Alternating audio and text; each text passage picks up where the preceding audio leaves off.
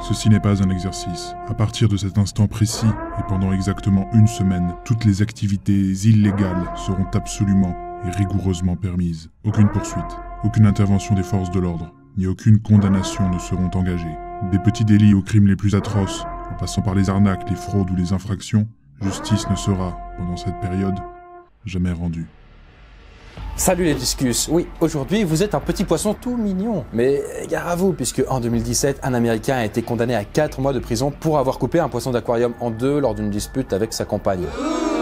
Ouais, c'est moche la cruauté animale. Heureusement qu'il existe des lois pour ça. Et justement, que serait votre premier réflexe si demain, toutes les lois étaient abolies pour une durée d'une semaine? Alors oui, vraiment toutes, donc vous auriez le droit de tout faire, voler dans les magasins, ne pas payer votre place de parking, mais aussi buter votre voisin qui garde toujours son vélo devant la porte, ou cramer la porte de votre ex, hein, parce que quand même, elle avait quand même pas le droit de partir avec votre meilleur ami, c'est quand même vraiment une petite... Stop! Arrête-toi avant de dire un truc que tu vas regretter, d'accord? Désolé la poiscaille, va falloir attendre qu'il se calme. En attendant, vous pouvez toujours vous servir un petit verre d'eau pour rester bien hydraté. Bon, excusez, j'ai un petit peu réagi à chaud. Je suis calme! Mais avant de se lancer dans cette étrange hypothèse, je tiens à envoyer un petit message au personnel hospitalier de Lyon qui fait un super boulot, puisque comme vous le savez ou pas, j'habite à Lyon. En fait, actuellement, il y a une action menée par The Hope Gallery qui a l'habitude de soutenir les causes solidaires de manière artistique. Et pour cette action, tous les dons récoltés permettent d'offrir des paniers repas et des bons d'achat aux personnes qui travaillent d'arrache-pied dans les hôpitaux lyonnais pour nous soutenir pendant ce temps de crise. Si ça vous intéresse d'aider, j'en reparle à la fin de la vidéo. Soyez patients! Bref, si la justice n'existait plus pendant ce laps de temps, qu'est-ce que ça pourrait changer dans notre société? Et que peut-on espérer? Je sais pas, une apocalypse sans nom, des hommes totalement livrés à eux-mêmes, ou alors sommes-nous trop conditionnés à suivre les règles pour observer un vrai changement? Eh bien, si vous aussi vous vous posez ces questions, eh bien je vous invite à avoir une partie de la réponse en 360 secondes.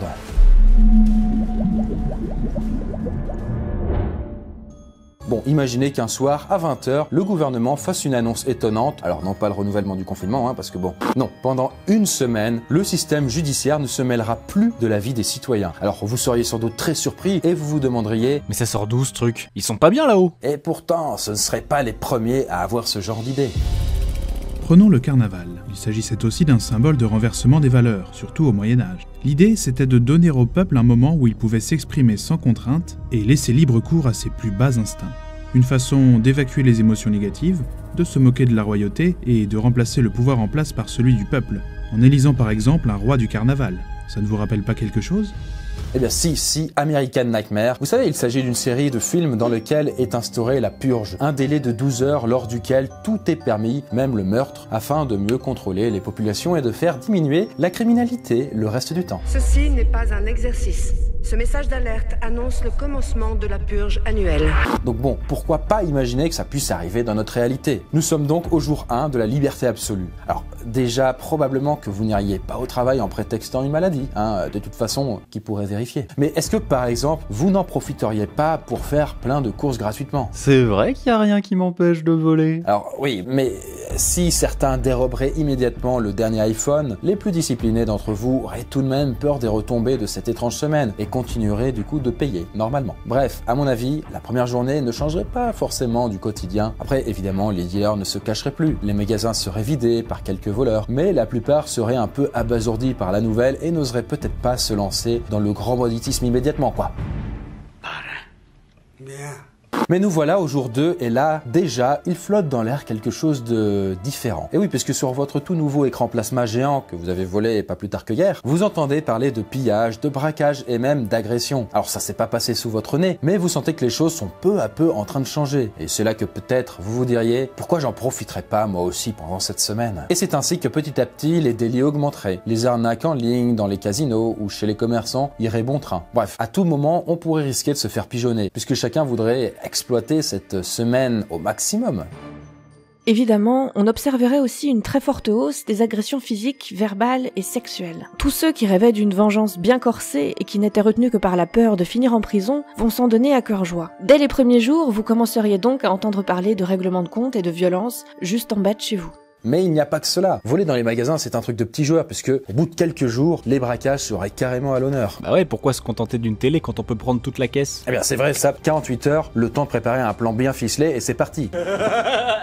Sauf que les bandits ne devraient pas oublier une chose, la loi est abolie pour tout le monde, y compris ceux qui tiennent les banques. Et probablement que de leur côté, ils s'attendraient à être attaqués et du coup n'auraient pas peur non plus de répliquer. Bref, ça finirait sans doute en sang et du coup en tuerie. Puisque quand la justice n'existe plus, chacun fait sa propre loi. D'ailleurs, on en parle, mais tous les procès seraient suspendus. Et le code du travail également. Votre employeur peut très bien vous licencier sans avoir de compte à rendre. Voilà donc qui pourrait foutre un gros bordel dans les entreprises. Bah oui, parce que la loi ne sert pas seulement à vous empêcher de faire des bêtises, elle sert aussi à vous protéger. Il ne s'agit pas seulement de vos devoirs, mais également de vos droits. Et ceux qui représentent la loi, eh ben ils seraient quittes pour une semaine de vacances, quoi. Bon, globalement, on devrait se méfier d'absolument tout le monde, tout le temps. Petit à petit, et à force de voir la situation se dégrader, plusieurs types de comportements seraient repérables. Alors il y aurait les déchaînés, ceux qui oublieraient très vite leur moralité, les pillards, agresseurs, braqueurs, et face à eux, il y aurait les craintifs, qui se planqueraient, feraient des réserves et attendraient que tout se passe. Mais c'est comme en confinement en fait. Ouais, en quelque sorte, une semaine sans sortir, ça va, maintenant on est rodé quoi. Mais bon, de toute façon, tout le monde serait plus ou moins forcé de devenir ultra méfiant. Puisque en général, la loi est en partie responsable du crédit qu'on accorde aux autres. On leur fait relativement confiance parce qu'on sait qu'ils ne peuvent pas faire n'importe quoi sans se prendre un procès au cul quoi. Et oui, puisque sans ça, on a quand même beaucoup moins de garanties à part celle de la morale de chacun.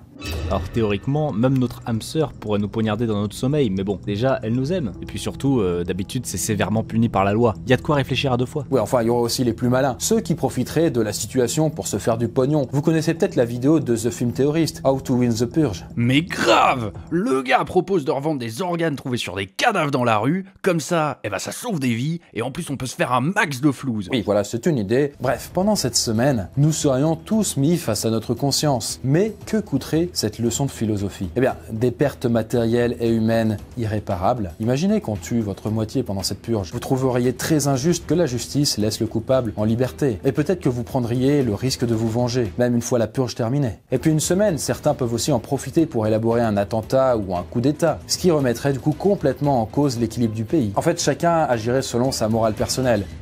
Et c'est précisément à ça que sert la justice, à établir un consensus général autour de certaines valeurs. Dans un système démocratique, les citoyens sont censés choisir ces valeurs, se sentir représentés par elles et accepter de les appliquer. En fait, c'est précisément comme ça qu'on forme une société. Du moins, c'est à peu près ce que nous dit Rousseau dans son contrat social. Oui, et pourtant, la justice a aussi ses failles. En une semaine, il est possible que chacun profiterait égoïstement de cette absence de discipline. Et je paie des impôts, moi, d'accord? Je veux bien me rembourser pendant une semaine, Ouais, merci Roger. Sauf que certaines entreprises pillées mettraient peut-être la clé sous la porte. Et avec cette idée bizarre, on s'attirerait bien plus de problèmes qu'on en réglerait. Et vous, est-ce que vous feriez partie de ceux qui se défouleraient contre la société? Est-ce que vous terreriez chez vous? Ou est-ce que vous agiriez selon votre code moral et pas pénal, et peut-être différent de celui qu'impose la justice? Dans tous les cas, cela lancerait un débat sur la pertinence de nos lois et sur ce qui nous pousse à les respecter. Notre bonne conscience ou la simple peur de se retrouver face aux tribunaux? Voilà, j'espère que ce sujet vous a plu. Et pour en revenir à ce que je disais en début de vidéo, pour soutenir le personnel hospitalier lyonnais, et si en même temps vous êtes amateur d'art, n'hésitez pas à faire un don pour l'action des confinés reconnaissants, en cliquant sur le lien que j'ai laissé en description. Puisque c'est vrai que nous, on est tranquille à bosser de chez nous, enfin ceux qui le peuvent bien sûr, pendant que d'autres prennent des risques. En plus, chaque don réalisé dévoile quelques pixels d'une œuvre d'art réalisée par des artistes partenaires, jusqu'à ce qu'elle soit entièrement révélée. Du coup, le principe est original, si ça vous dit, n'hésitez pas à participer. En plus d'applaudir évidemment tous les soirs à 20h. Sur ce, c'est tout pour moi, je vous retrouve dans une prochaine vidéo et je vous dis à très bientôt.